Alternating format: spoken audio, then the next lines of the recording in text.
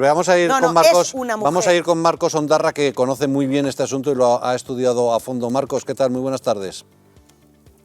Muy buenas tardes, compañeros. Bueno, finalmente el Congreso parece que va a dar luz verde a esa ley trans impuesta por el rodillo de Podemos. ¿Por qué el Partido Socialista, que ha estado muy reticente, ha terminado tragando?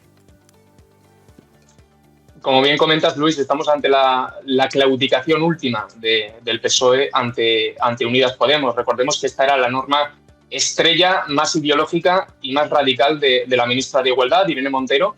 En un principio el PSOE se posicionó radicalmente en contra de su aprobación. Posteriormente, digamos que se limitó a presentar una serie de enmiendas que irían destinadas a moderar los aspectos más lesivos. Yo creo que la más importante era la que aumentaba la tutela judicial de los 14 años a los 16.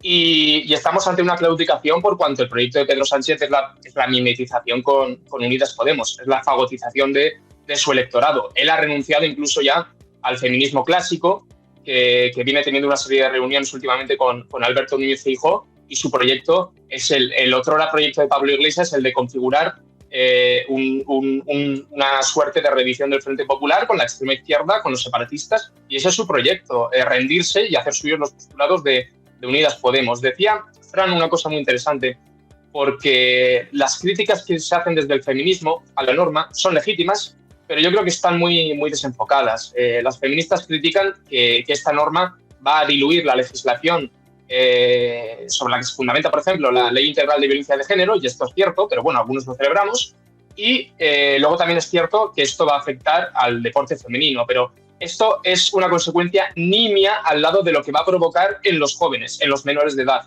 No hay todavía estudios serios, de cómo va a afectar a nivel físico y psicológico los tratamientos hormonales, la mutilación genital y demás a los que se va a someter a los niños de 12, 14 y 16 años, es decir, a partir de 12 años. No hay estudios serios, si acaso salió uno pionero en 2021 en Estados Unidos por una organización lésbica, Lesbians United. Marcos, sí que hay algunos estudios. La Asociación de Psicólogos Pediatras ya ha advertido del riesgo que supone este tipo de prácticas, pero es que también en el Reino Unido, que llevan 20 años con este tipo de prácticas, han visto cómo se deteriora la salud mental, depresiones, suicidios, etcétera. Porque ir en contra de la naturaleza siempre pierdes.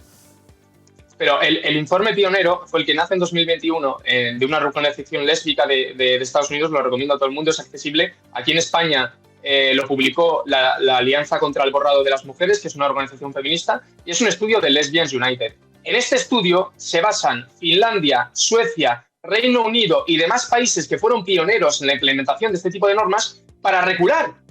Es que todos los países de la Unión Europea que preconizaron y que empezaron a aplicar este tipo de normativas, ahora están regulando y nosotros vamos a contrapié. Claro. Mientras ellos reculan, nosotros la aprobamos. Claro.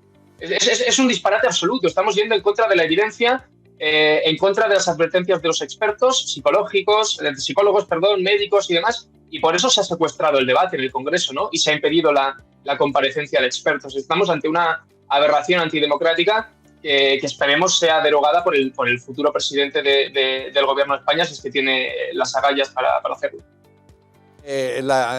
Yendo en contra de la evidencia científica, pero incluso también del sentido común, porque cuando escuchamos a la ministra diciendo todas, todos y todes, pues la gente sonríe, como es lógico, ¿no?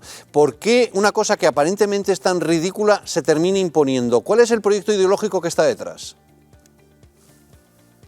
El proyecto ideológico está muy claro. Esto viene de las facultades norteamericanas. Recomiendo a los televidentes para que se hagan cargo del sustento intelectual y el sustento ideológico que hay detrás de todas estas tesis de la teoría queer.